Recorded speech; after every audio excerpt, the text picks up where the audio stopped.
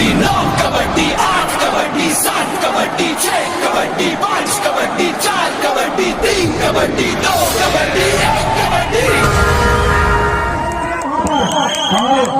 नाम से बाहर कर दिया गया, प्लेयर आउट होगा निश्चित तौर पे 1 पॉइंट मिलता हुआ। 1 पॉइंट इस समय वाले जी को मिलता हुआ। बेहतरीन अभी तक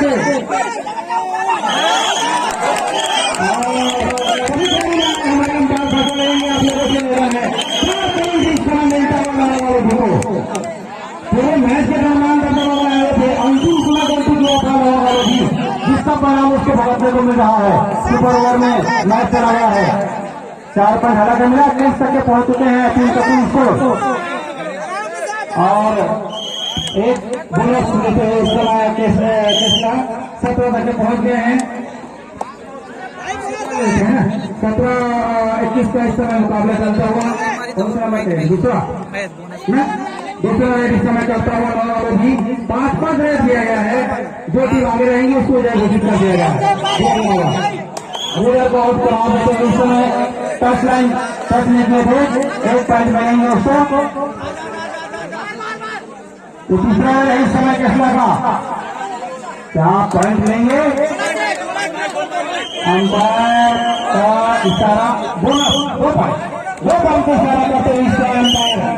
तो 20-21 काफी कड़ाके का मुकाबला चलता हुआ।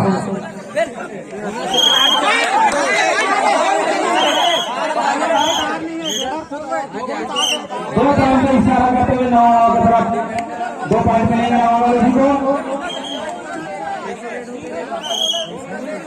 3 हो गया, 4 पॉइंट इस समय केसला का 1 पॉइंट ले चुके हैं।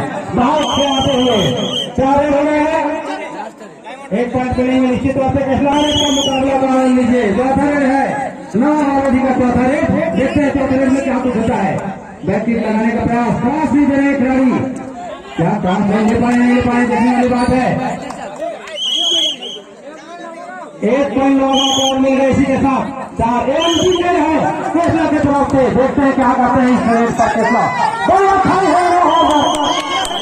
रोहित के द्वारा जितना बात किया रोहित का उतना ही कम, एक प्रकार से कहा जाएगा अपने दम पर मैच जिताते हैं इस तरह रोहित कुमार।